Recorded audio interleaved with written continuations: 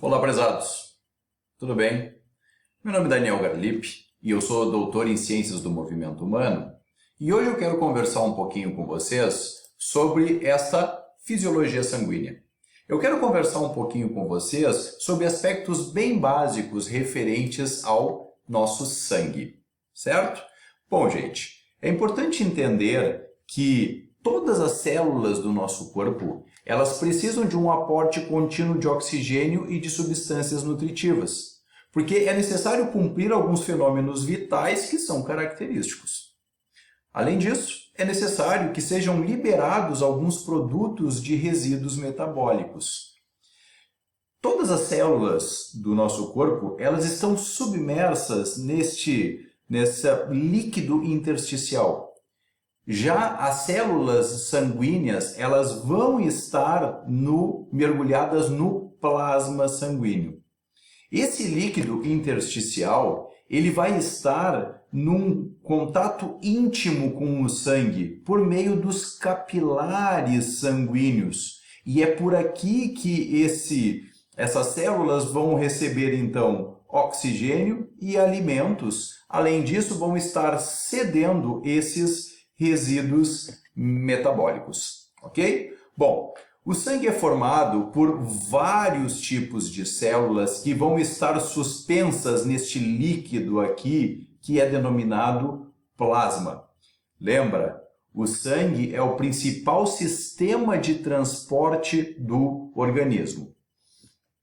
E as funções? Quais são as funções desse sangue? Vamos ver. Uma delas é a função respiratória. No sangue, nós vamos fazer o transporte de oxigênio e o transporte de CO2, para que a gente possa, então, entregar esse oxigênio nos tecidos e que possa, então, retirar este CO2 lá dos tecidos. E depois, então, nós vamos até o pulmão para fazer esta troca gasosa.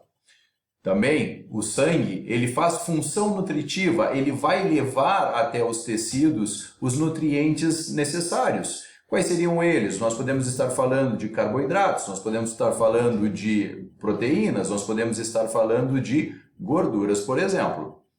Ainda tem uma função excretora.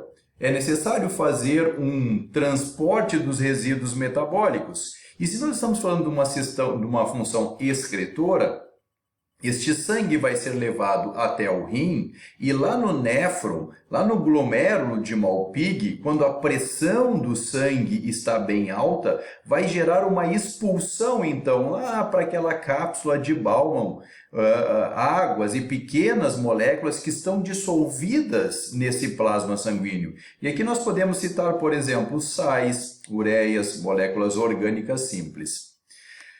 Ainda, o nosso sangue ele tem uma função de comunicação hormonal. Muitos hormônios são liberados no sangue. Já que este sangue é um grande sistema de transporte, ao ser liberado no sangue, eu consigo distribuir este hormônio para outros campos do nosso corpo. Temos também uma função de regulação térmica, lembrando que a gente pode fazer, por exemplo, uma vasodilatação periférica a fim de gerar troca de calor com o meio ambiente. Uma outra funçãozinha do sangue é a função de tamponamento do pH. Qual é a ideia? É tentar manter constante as concentrações do hidrogênio livre nos líquidos corporais. E daí no sangue nós vamos ter uma solução tampão. Quais seriam as mais comuns ali? Estamos falando do ácido carbônico, que é o H2CO3, e também por um sal desse ácido, que a gente chama de bicarbonato de sódio, que é o NaHCO3.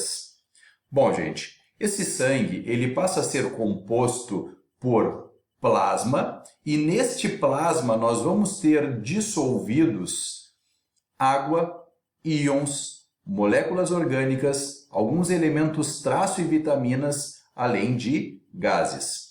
Já os elementos celulares deste nosso sangue vão ser as células propriamente ditas. Quais são? Eritrócitos, leucócitos e plaquetas, certo? Bom, neste plasma, gente, nós vamos ter lá 92% de água, 7% de proteínas. E os outros 1%, nós vamos estar falando de moléculas orgânicas dissolvidas, como aminoácidos, glicose, lipídios e resíduos nitrogenados.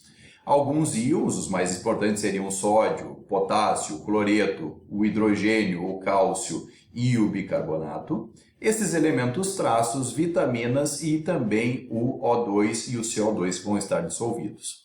Essas proteínas plasmáticas, elas vão ajudar numa defesa imune, além de fazer uma manutenção da pressão oncótica do nosso sangue. O que seria isso? Uma constância do volume sanguíneo.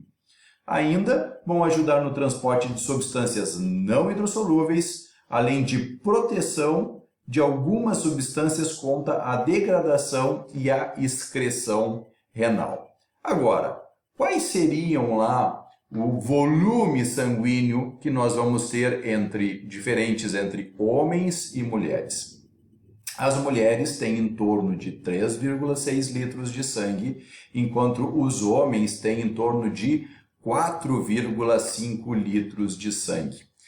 Então, de uma forma geral, para podermos arredondar esses nossos cálculos e essas nossas ideias, vamos imaginar um homem em torno de 70 quilos, ele vai mais ou menos, então, ter 5 litros de sangue.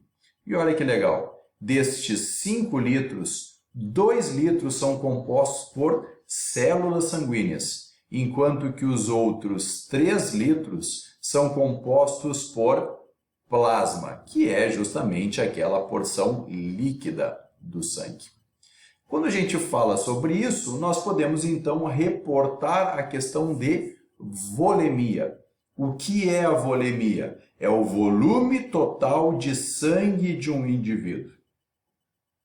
Como o sangue é formado por células sanguíneas e plasma, nós vamos poder dividir então esta volemia em volemia globular, que é justamente o volume que as células ocupam, e nós podemos falar de volemia plasmática, que é o volume que o plasma ocupa. Essa volemia, gente, ela vai ter uma relação bastante grande com a massa magra do indivíduo. O que seria essa massa magra do indivíduo? É justamente a massa corporal menos o líquido extracelular, contando também com os depósitos de gordura e os sais ósseos. Por isso, esta massa muscular ela é expressa em mililitros por quilograma. E essa massa magra aqui é justamente quem consome oxigênio. Ou seja, o fato dessa massa magra estar consumindo muito oxigênio, e geralmente nós medimos isso em mililitro quilograma minuto, ou seja, quantos ml de sangue cada quilo de peso corporal consome a cada minuto, certo? Essa volemia, gente, ela tende a se manter constante. E isso vai haver, então, um ajuste rápido quando são administrados alguns líquidos, seja por via oral, seja por via parenteral. Vamos dar um exemplo de uma transfusão sanguínea. Vai haver, claro, um aumento na volemia, só que este aumento vai ser transitório, porque os componentes líquidos deste sangue que foram injetados vão ser rapidamente eliminados através dos tecidos e dos rins.